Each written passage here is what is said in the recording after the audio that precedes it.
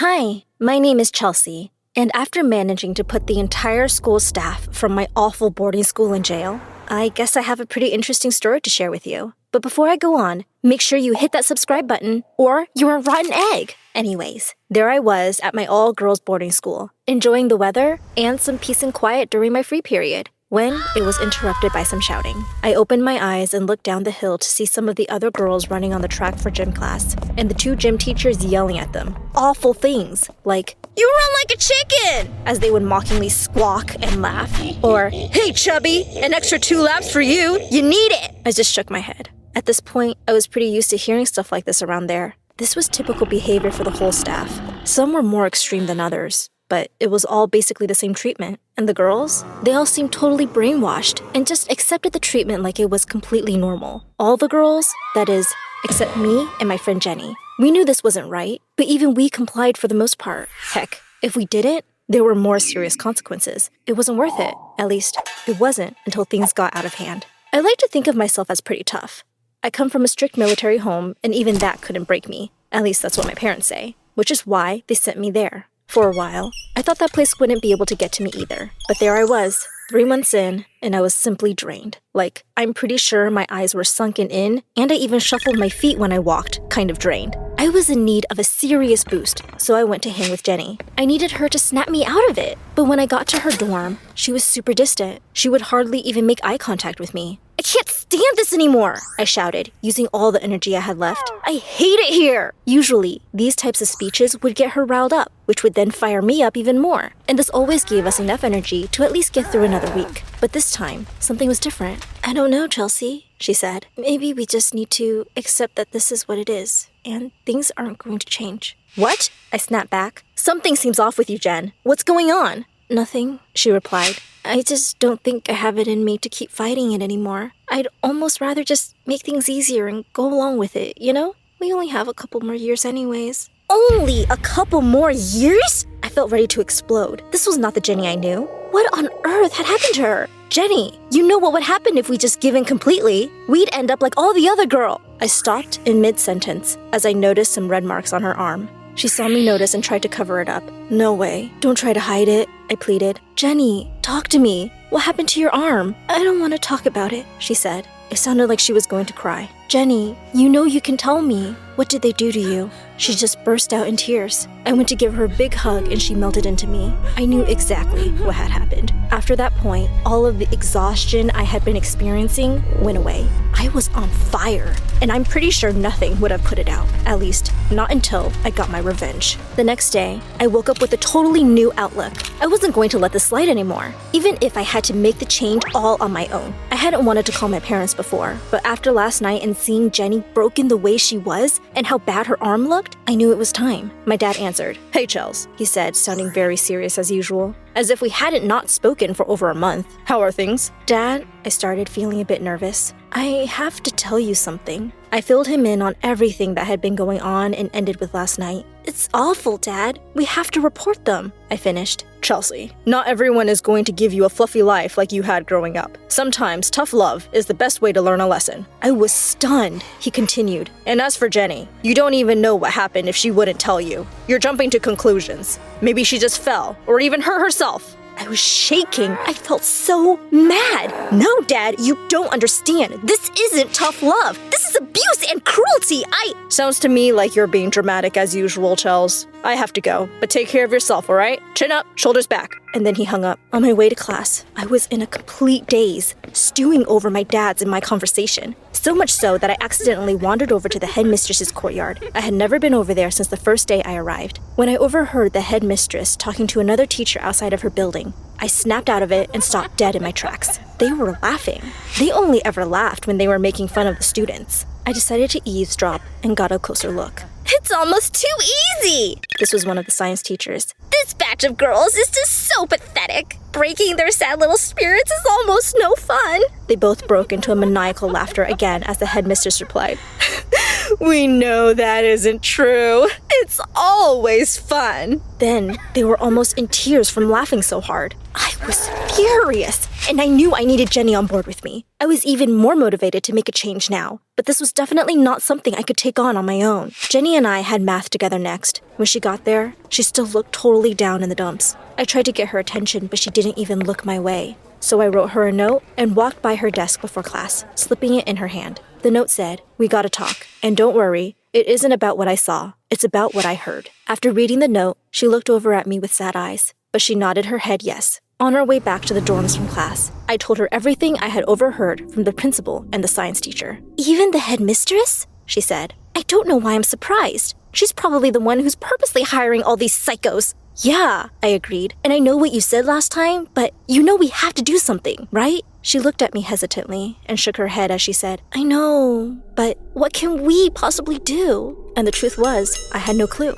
"We'll think of something," I said, and I felt sure of it. There was no way I was going to let them get away with this. Jenny and I stayed up all night in her dorm talking and plotting ways we could take them down. I explained to her that all we needed was proof. Anyone that sees this kind of behavior towards children has to know it's wrong. She agreed. We fleshed out the whole idea. We would have to sneak our phones around with us, which is strictly prohibited anywhere on campus but the dorms. Any video or soundbite we could get would be helpful. And we created a cloud file where we would save everything. And once we had enough evidence, we would send it to the authorities and let them handle the rest. And just like that, our plan began. We first made sure to unlock our phones for quickest access. Then we picked our baggiest clothes. We needed our phones to stay well hidden. Next, we cut up some old shirts and made pockets on the inside of our baggy clothes, which I sewed on. This would give us the easiest access to our phones at any time. As we tried on our new spyware, we looked at each other and began laughing our own maniacal laugh. This could really work. I fell asleep in Jenny's dorm, and the next morning, we got right to it. We both woke up with so much energy and jumped straight into our outfits. I felt excited and nervous as I slid my phone into its secret pocket. Here we go, I thought. That day alone, we both got more footage than we expected. Little things, like my art teacher calling one of the girls art ugly, to bigger things, like one of the teachers losing her temper and kicking the desk of a student who had fallen asleep in class. And we saved each video to the cloud as soon as we could. By the end of the day, we were giddy with our success. And the next day, I felt completely confident as I geared up for battle. Well, as it turns out, I was perhaps a bit too confident, which made me a bit careless. Because in math class that day,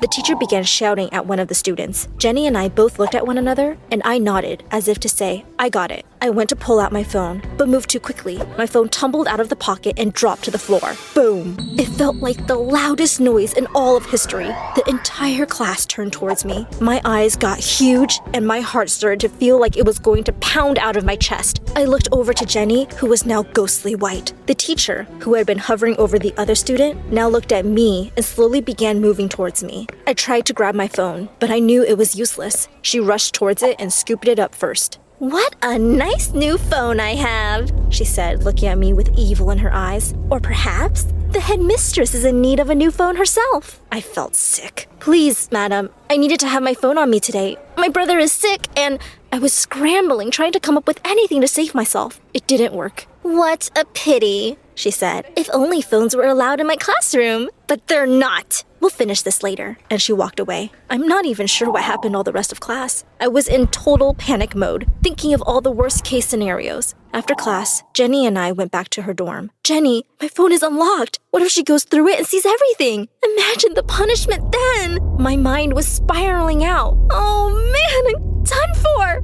"Chelsea, we have way too much dirt on them already, and we can't just let this stop us," she said. "I know we wanted to have more footage before sending anything to the cops, but I think we should go ahead and send it now." I wasn't in the mood to be optimistic, but this made perfect sense. Jenny took the reins as she emailed the local police department, attaching the cloud file with a compilation of videos and a note explaining everything that had been happening at the school. "Sent. Now we wait," she said, and gave me a much-needed hug. The next day, my stomach was in knots. Everything seemed normal enough for a while, and I started to think that maybe things would just get swept under the rug. That is, until towards the end of the day, I was called into the headmistress's office. This is it, I thought. My arms, and who knows what else, are going to come out looking like Jenny's. I was shaking as I walked all the way to the headmistress's courtyard and into her office. When I got there, the door was wide open. I walked in, and she was sitting at her desk with her hands placed on top, fingers interlaced. Right next to her hands was my phone and a ruler. She looked calm,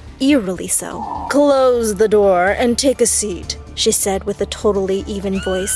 I gulped hard as I did just that. I tried to look as relaxed as I possibly could, considering the circumstances. Once I was fully seated, a wicked smile swept across her face and her whole mood shifted. She picked up my phone. "I found some very interesting videos on your phone, young lady. School project?" she said sarcastically. Then, with the same calmness, she set my phone down and picked up the ruler. She began to pat her other hand with it as she continued. "It seems you have not yet learned how to respect authority, and I'm afraid I'm going to have to teach you." She stood up from her chair and began to walk towards me, when suddenly the door behind me slammed open. She and I were both completely startled as an entire team of police officers stormed into the room. "Both of you, hands up!" one of them shouted. I raised my hands and watched as she quickly shifted back into her collected demeanor, slowly placing the ruler on the desk so as not to draw attention to it, and putting her hands up, looking confused. "If I may, what seems to be the issue here?" she asked. "We have reason to believe that there is foul play going on in this establishment, Miss Simmons. I'm sorry, but we're going to have to investigate," said the officer who seemed to be leading the charge. Just great. He knows her by name, I thought. She was, after all, well known in the community and considered an honorable authority. "Oh dear," she said in a way that, had I not known what I do know, I would have thought she was genuinely shocked and concerned. "This is disturbing news. I can assure you that you have my full cooperation. So much so that I guarantee that I will personally look into these matters myself." "Actually, Miss Simmons, you are one of the named persons of interest, along with every other staff member in the school," the officer replied. At this point, the headmistress acted completely dumbfounded and said, "For heaven's sake! You must know just how preposterous this sounds." "I indeed know how it sounds, and I hope it is all preposterous, as you say," the officer said. He seemed to mean it. "However, we have video evidence that there is misconduct going on here, which makes a very trying case." The headmistress looked at him with a look of disgust as she said, "I'm certain that those clips must have been taken completely out of context. Our staff would never engage in any misconduct with our students. We run a very tight and straight ship here." The officer looked as though he desperately wanted to take her word for it. She continued, "You can even interview all the children here. We can rally them all together in the gym so as to make things easier. You certainly have my permission to do whatever it is you must in order to clear this up." After that, the officer had shifted into looking purely apologetic as he said, "Thank you for your understanding, Miss Simmons. We won't be long." I was so nervous. I knew none of the other girls, aside from maybe Jenny, would speak up, and I didn't want to throw her under the bus myself. I wanted to give her the option to back out of this mess. I had started this whole thing after all. Officer," I said with a shaky voice, "I was the one who sent the videos. I can attest to the fact that there is serious foul play going on here." "Oh, this is the girl who sent the videos?" the headmistress scoffed. "She's been a troublemaker from the very beginning. It all makes perfect sense now." She was shaking her head in disapproval, putting on the perfect act. The officer said, "Of course, Miss Chelsea," I replied. "Thank you, Miss Chelsea. Let's go and speak with your fellow students and see if anyone else has noticed anything suspicious and can back up your case." We went to the gym, where the headmistress had summoned all of the students and staff. At this point, I was sweating bullets knowing everyone was going to be there and not knowing what would happen. "Hello, ladies," the officer began. "Thank you for your time and attention. We don't intend to waste anyone's time, but we have received communications that there may have been some foul play here at this campus. We're here to investigate and need any one of you who have reason to believe this to be true to stand up. We would like to interview you directly." In that moment, you could have heard a pin drop. Nobody budged. I looked over at Jenny, and she was staring off into nothing, wide-eyed and completely frozen. Then I looked over at the headmistress, who looked completely smug and confident. Great, Jenny is frozen, and all of the rest of the girls were too terrified and brainwashed to speak up, I thought. "Ladies, this is very serious. I need for you to make it be known if there have been any problems with anyone from the staff here that we should know about." He tried again. Still nothing. I felt as though I saw my life flash before me. I was toast. "Okay, ladies, this is the last time I'm going to ask before we leave and close this case for good. Is there anyone who would like to speak on behalf of these allegations?" I wasn't even sure if anyone was breathing. It was so quiet. There wasn't so much as a sniffle in the room. The officer turned to his team, and they deliberated for a few moments before announcing, "Thank you everyone for your time. I think we're done here. Again, we apologize for the inconvenience. We hope you all have a good day. The officer was cut short when a sharp sound came from the bleachers. We all looked over at Jenny, who was now standing, still looking wide-eyed and scared. But she was standing. There was hope. I can back her on this, she said as she pushed her sleeve up her arm, exposing the faint marks that still remained. Okay, miss. You can come with us, the head officer said to her. But this was cut off again by yet another girl standing up. Me too, she whispered. Then another girl, and another. Soon enough, at least half the girls were standing, while others still slowly gaining the courage to join. All color had completely drained from the headmistress's face, which was now ghostly white, and the teachers all looked shocked and horrified. The officers all nodded at one another as they each walked over and handcuffed everyone in the staff. The headmistress was still protesting and demanding to speak with her lawyer as the officers walked her out from the gym and towards the police cars. And the other girls and I were all hugging and crying, celebrating our victory. For the first time ever on that campus, we all felt at total ease.